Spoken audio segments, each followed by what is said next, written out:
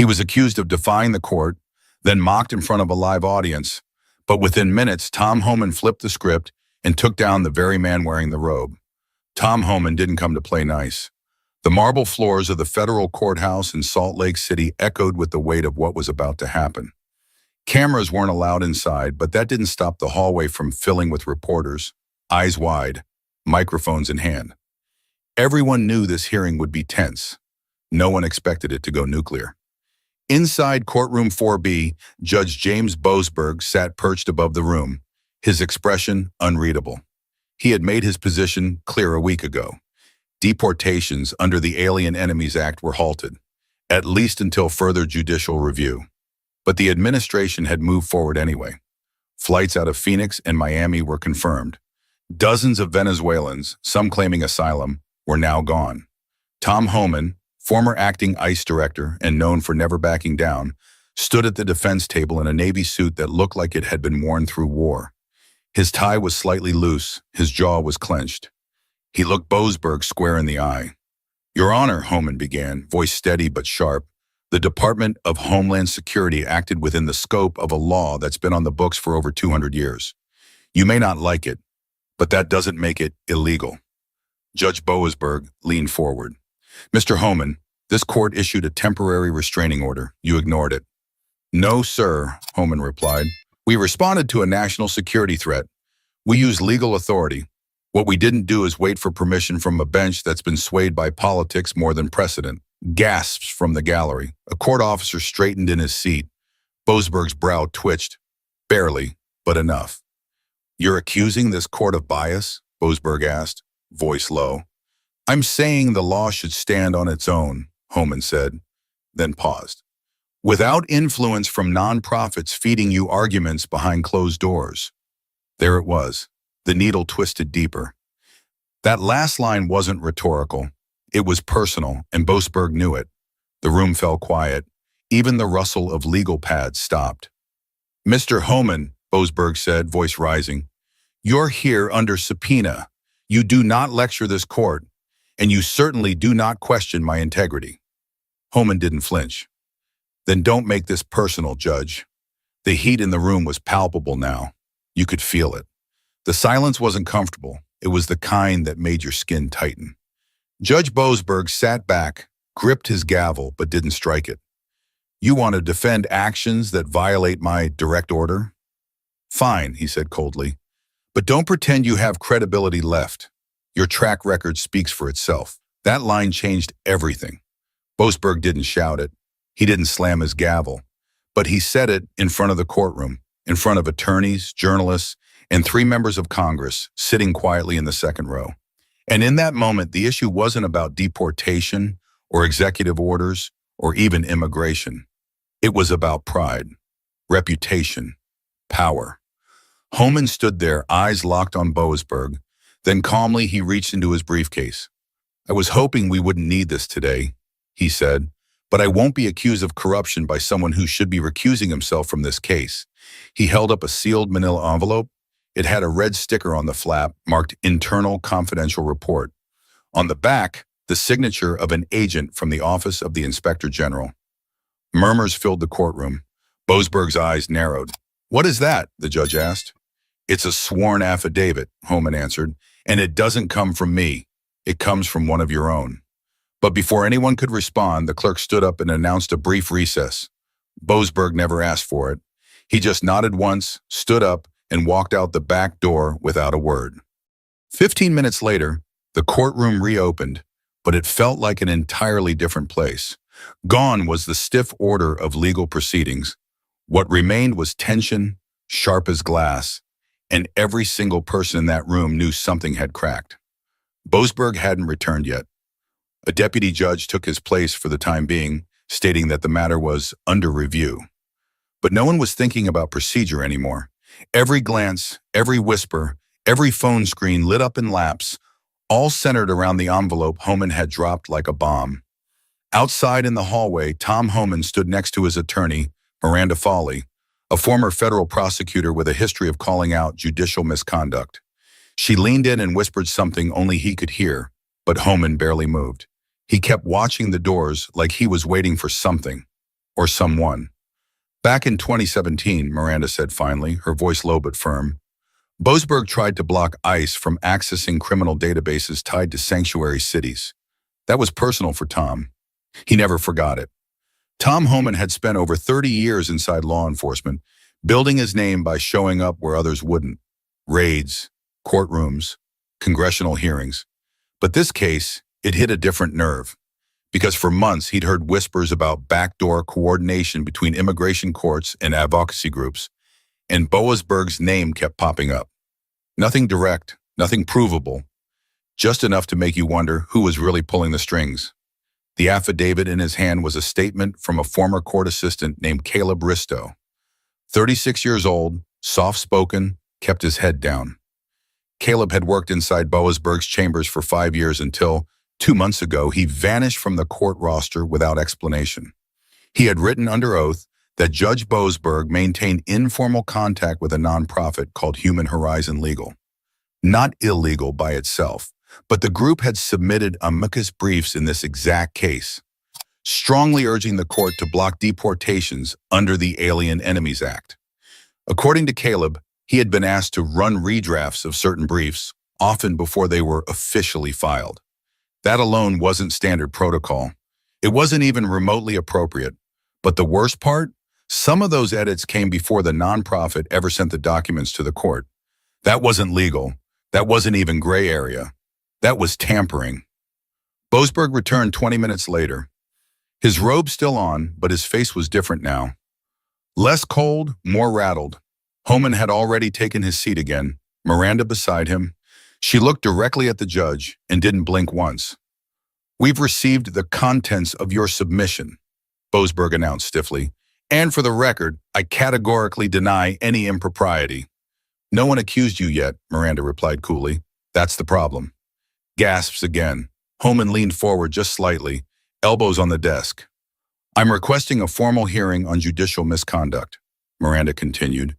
"And I'm requesting your immediate recusal until that hearing takes place." Boasberg didn't answer. He stared at her. He stared at Homan. Then finally looked over to the court clerk, who had gone visibly pale. "Court will take a recess until further notice," he said abruptly, and stood again. But this time, 2 U.S. Marshals stood near the side exit. Not by accident, not for show. And for the first time all morning, Boasberg hesitated. But the minute he stepped off the bench, Homan's attorney handed a copy of the affidavit directly to the marshals, and the doors closed behind them without another word. They say there's a line in every courtroom, an invisible one. You can argue, challenge, protest, but you don't cross that line. That morning, Judge James Boasberg crossed it. What he said to Homan wasn't part of legal discourse. It wasn't judicial restraint or even controlled anger. It was something deeper, personal, calculated, and designed to cut. It happened just before the first recess, in the final seconds before the envelope was revealed. Most people missed it in the chaos, but the reporters sitting in the front row caught it. So did the court transcription software. And once the word got out, it spread like wildfire.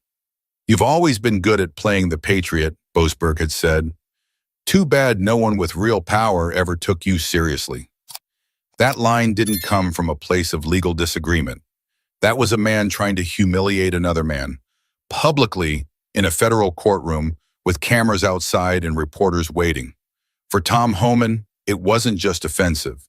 It was a threat to everything he stood for. He had been through Senate hearings, riots, public backlash. He'd been called names on live television. But that insult, delivered by a federal judge, was the first time he felt like the system was no longer pretending to be fair. It was just naked power, unmasked and unbothered. When the second session resumed that afternoon, Boasberg didn't sit behind the bench. A temporary magistrate named Judge Marianne Ross handled the docket. She was calm, neutral, and didn't show a trace of emotion. But the air had changed. Miranda stood first. She didn't wait for permission. "Before we begin, Your Honor, I'd like the court to hear the full reading of the affidavit so the record is complete." Judge Ross glanced at the marshal standing near the witness box. "Proceed." As the marshal read Caleb Risto's statement aloud, the gallery sat frozen. The claims were precise: dates, document versions, file names, internal memos. Caleb had even attached metadata showing when Boasberg had reviewed early draft briefs, weeks before they were filed. The courtroom wasn't just listening, it was processing the scale of what had just been revealed. Homan's face was calm, but his fingers tapped a slow, steady rhythm against the table. When the reading ended, silence took over again. Then someone near the back stood up, an older man in a gray suit holding a press badge. He wasn't supposed to speak, but the moment took him. If this is true, the judge tampered with case law before the trial even began. Ross didn't scold him. She simply said, "That's not for this room to decide." But the comment had already landed. Across the street, inside the U.S. Attorney's office, investigators were already pulling case files from Boasberg's previous rulings, every case involving Human Horizon Legal, every brief he'd allowed, detained, or cited in his opinions. Because now it wasn't just about this one case. And back inside the courtroom, Ross finally addressed the elephant in the room.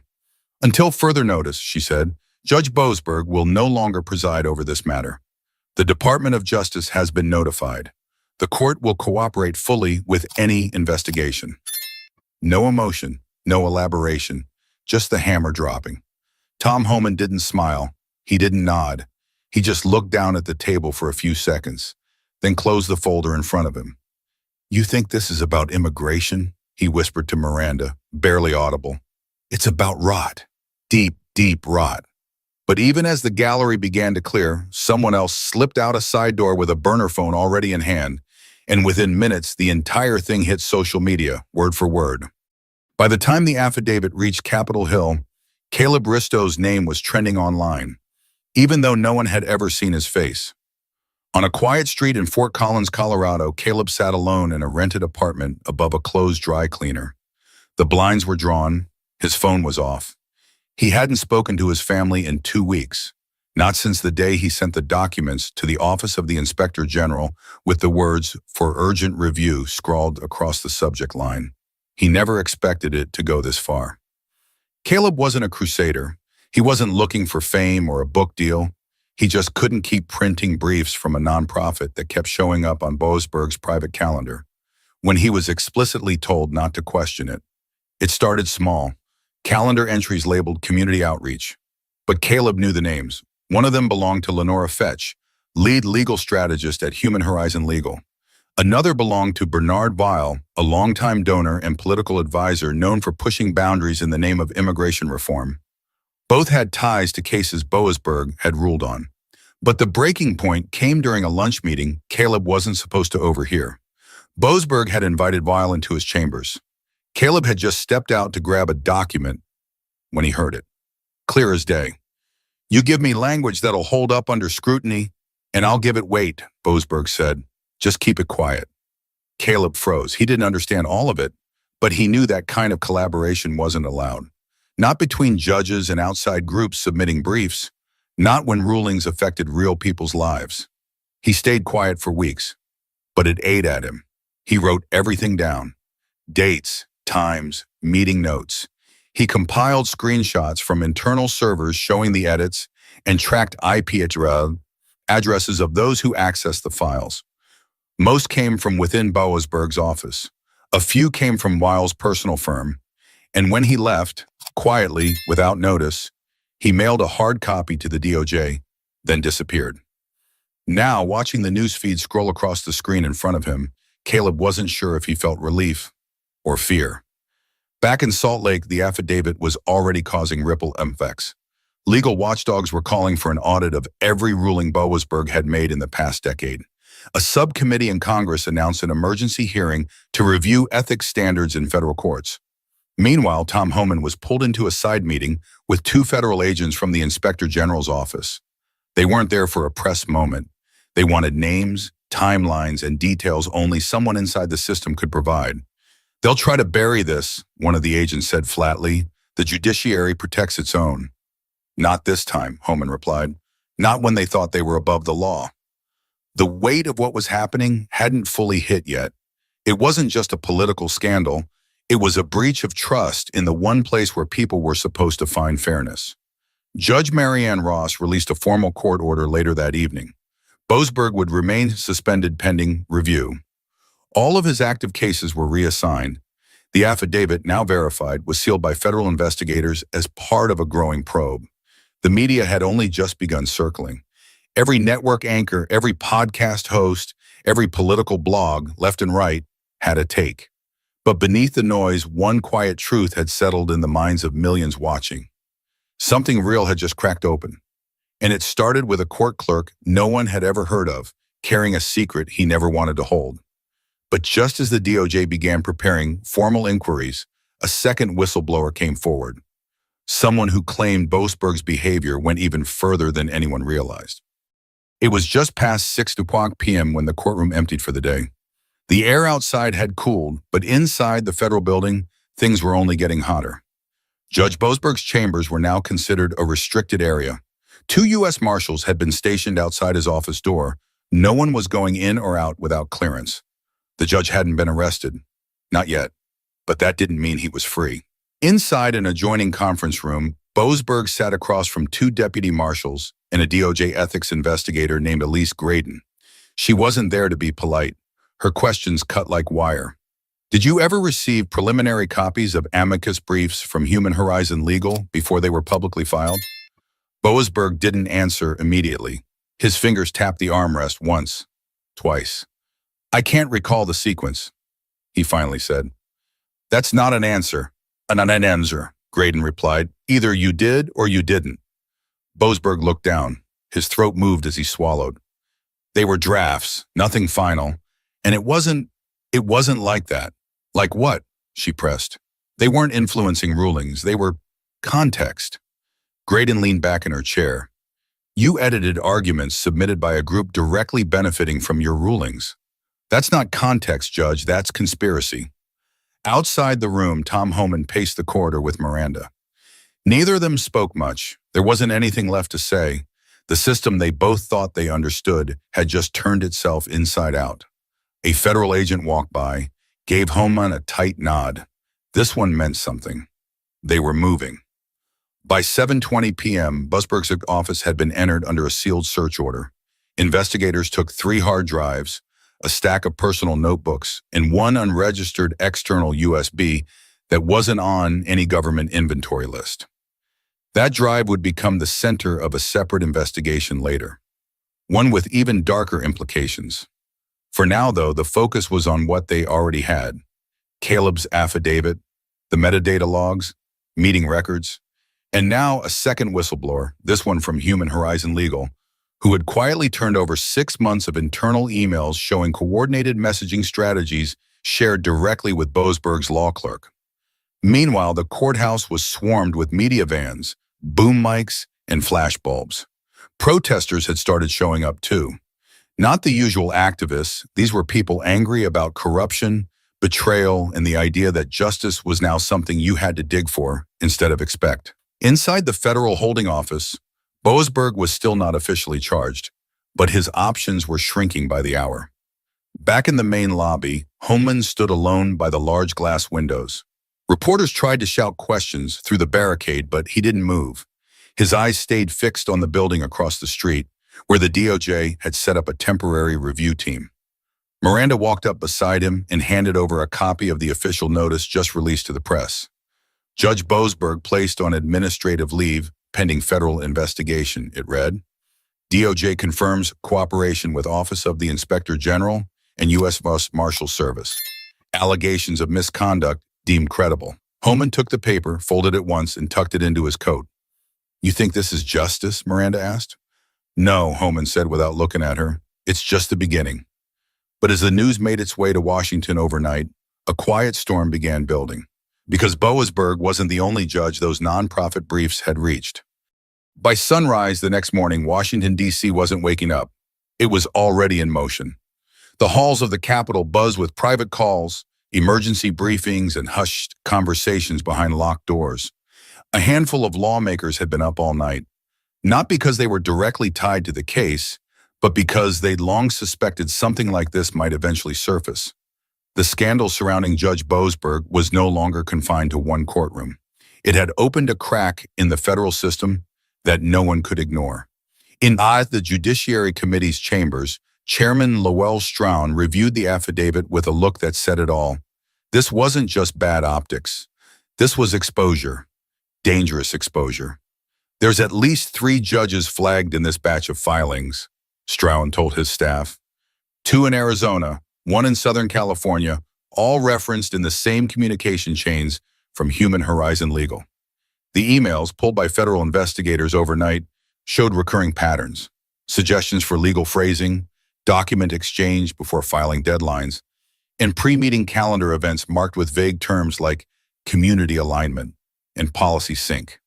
That alone didn't prove corruption. But when paired with Caleb's testimony, and now the second whistleblower from inside the nonprofit, people started asking the right questions. Who else knew? Meanwhile, back in Salt Lake City, Tom Homan was on a secure line with a Senate Oversight Council. The conversation was measured, but there was an edge to it. This doesn't stop with Boasberg, Homan said. If they were passing around legal strategy like a group chat, you better believe it reached further than this building. The Senate office promised a hearing, not just to address Boasberg's case, but to re-examine the way amicus briefs are handled altogether. For decades, third-party groups had used them to influence policy under the guise of legal perspective. Now, those quiet little documents were under a microscope. Back in D.C., political factions took their predictable sides. Some defended Boasberg, calling the investigation a right-wing smear campaign meant to derail immigration protections. Others leaned into it hard, saying it was about time judicial activism was exposed for what it really was, a power play masked as compassion. But in homes across the country, in Kansas City, in Fresno, in Dayton, regular people weren't arguing legal theories. They were asking something simpler. Can you trust the judge sitting at the front of the room? Networks ran loops of Homan's confrontation with Boasberg, slowed down and captioned. His quote, "Then don't make this personal, Judge," had already become a meme, but not because it was funny, because it felt raw, honest, familiar. Americans had long suspected that fairness in the system was uneven, but now they had something concrete. Someone with status, robes, and federal protection had taken sides before the gavel ever hit the wood. Inside the Department of Justice, Elise Graydon was already expanding the scope of her investigation. They were forming a task force, quietly, with no press release. They didn't need another headline. They needed evidence. Back in Fort Collins, Caleb Risto watched the coverage unfold from his apartment, still hidden from view. His name had leaked, but his location hadn't. He saw his own scanned affidavit appear on the screen, highlighted line by line. He muted the television and turned off the lamp. Then he sat in silence. In some corner of his mind, he thought maybe he'd feel better by now. But all he felt was tired. Meanwhile, Miranda Foley was already preparing her next move. Homan's name had been floated for testimony in front of Congress. She was pushing for it, not because it would boost his profile, but because the public deserved to hear what he saw behind those closed doors. The way decisions were framed before cases were even heard.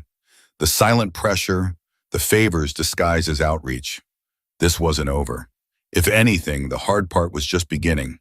But before anyone could catch their breath, an internal memo leaked from the DOJ, and it suggested the next judge under scrutiny might already be preparing to resign. The memo hit inboxes just after 8 o'clock a.m. on a Thursday.